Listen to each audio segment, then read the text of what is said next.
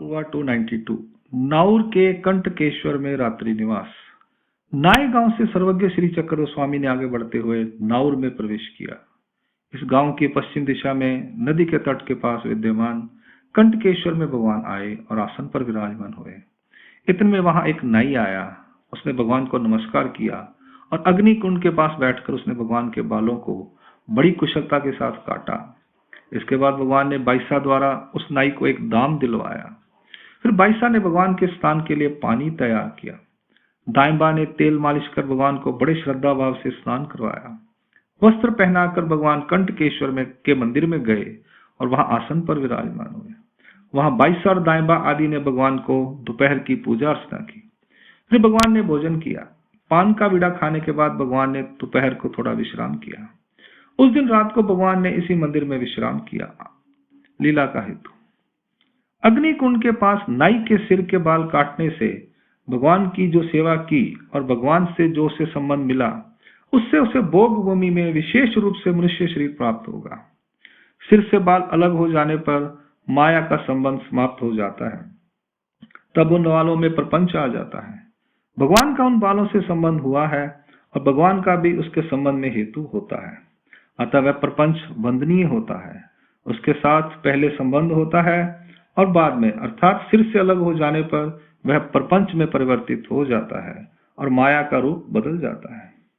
भगवान ने वहां के स्थानों को भी संबंध दिया है और उनमें शक्ति का निक्षेप किया है।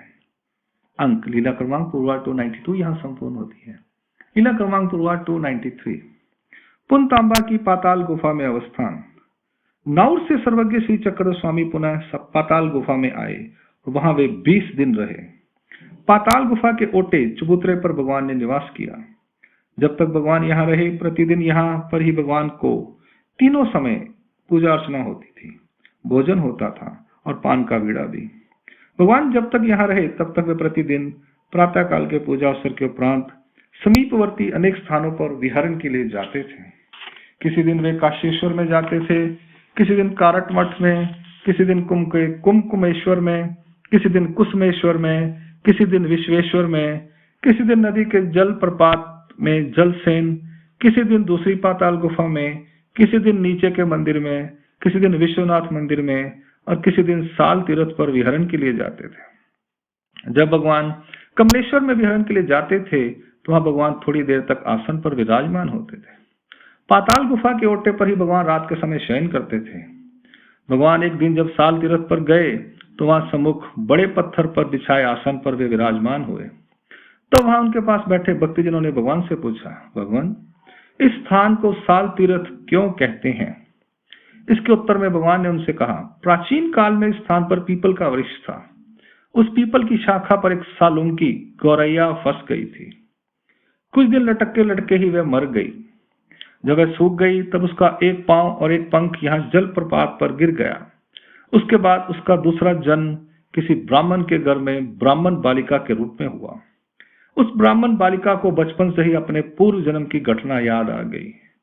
उसने अपने पूर्व जन्म की सारी कहानी अपने परिवार के लोगों को बता दी। फिर उसने कहा कि वह गौरैया अभी तक भी उस पीपल के वृक्ष पर वैसी ही लटकी पड़ी है।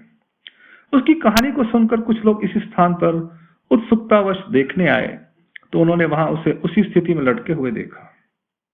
उन लोगों ने उसे वहां से निकाला और उसे इसी स्थान पर दफना दिया। उस स्थान को उन्होंने उसका स्मारक बना दिया। वही यह साल तीर्थ है। इसे ही लोग अपनी श्रद्धा भावना के कारण इसे कोई काशेश्वर तो कोई इसे विश्वेश्वर और कोई इसे वाराणसी तीर्थ कहता है। इस प्रकार लोगों की यहाँ आस्था बन गई। इसके बाद भगवान पाताल गुफा में गए। लीला का हेतु। सर्वज्ञ श्री चक्र स्वामी ने पुनतांबा की पाताल गुफा में दोबारा आकर 20 दिन निवास किया। यहाँ भगवान ने विशेष संबंध देकर इस स्थान पर विशेष रूप से शक्ति का निक्षेप किया है। अंक लीला क्रमांक पूर्वाध 293 यहाँ संपूर्ण होती है। लीला क्रमांक पूर्वाध 294 ठाकुर की हत्या से हिंगुनी में प्रस्थान। सर्वज्ञ श्री चक्र स्वामी दूसरे दिन प्रातः काल के समय स्वाभाविक क्रिया को संपन्न करने के लिए बाहर गए तो गंगा के तटवर्ती गहरे स्थान पर उन्होंने वहां एक ठाकुर की लाश को देखा। भगवान ने वहीं खड़े होकर दाइंबा से कहा, हे भोजराज, वहां से बाईसा को बुलाकर लाओ। दाइंबा वहां जाकर बाईसा को ले आए। बाईसा ने वहां आकर कहा, भगवान क्या बात है, आपने मुझे किस लिए यहाँ बुलाया है? तो भगवान ने कहा, माता अपना सामान समेट लो, हम लोग अभी यहाँ से किसी अन्य स्थान पर जाना चाहते हैं। इस स्थान पर हिंसा हो गई है, यह देखो, यह किसी ठाकुर की लाश पड़ी हुई है। इस पर बाईसा ने कहा, इससे हमें क्या लेना है, यह स्थान अच्छा है और इस समय हम लोग कहाँ जाएंगे? इस पर भगवान ने कहा, माता जिस स्थान पर हिंसा होती है उस स्थान पर महात्मा को रहना नहीं चाहिए। भगवान की आज्ञा को स्वीकार करते हुए बाईसा अपने पास का सारा सामान समेट कर वहां ले आई। वहां से भगवान ने हिंगुनी गांव की ओर प्रस्थान किया। वहां पहुंचकर भगवान ने उस गांव की पूर्व दिशा में रात को विश्राम किया। लीला का हेतु, जब किसी भी स्थान पर किसी प्राणी की हत्या हो जाए तो चैतन्य माया को दुख होता है। यदि किसी मनुष्य की हत्या हो जाए तो वह बहुत अधिक दुखी होती है। सभी देवताओं को भी दुख होता है और संलग्न को भी। माया विष धारण करने के कारण परमेश्वर के अवतार को भी खेद होता है, आत्मत्व धर्म के कारण। सारे उभयदर्शी और सारे अवरदर्शी अवतारों को अवर शक्ति के स्वीकार के कारण खेद होता है। नैतिकता के आवेश में हिंसा रूप सामर्थ्य से माया के स्वरूप का व्याप होता है, उस स्थान की सीमा तक। वहीं व्यापक रूप साधनवंत पुरुष के शरीर में प्रवेश करता है, उससे उस पुरुष के मन में कठोरता का भाव उत्पन्न होता है। जो परमेश्वर का साधक नहीं है उसे नहीं होता। देवराटी के गुणों में कमी उत्पन्न होने लगती है, उससे साधक के मन में हिंसा की भावना उत्पन्न होती है। इसलिए साधक महात्मा को हिंसा स्थान का त्याग करना चाहिए।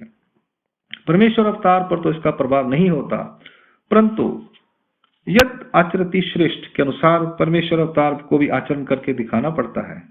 दूसरी बात यह है कि चिज्जड़ के शेद से भी परमेश्वर स्वयं शेद को स्वीकार करते हैं।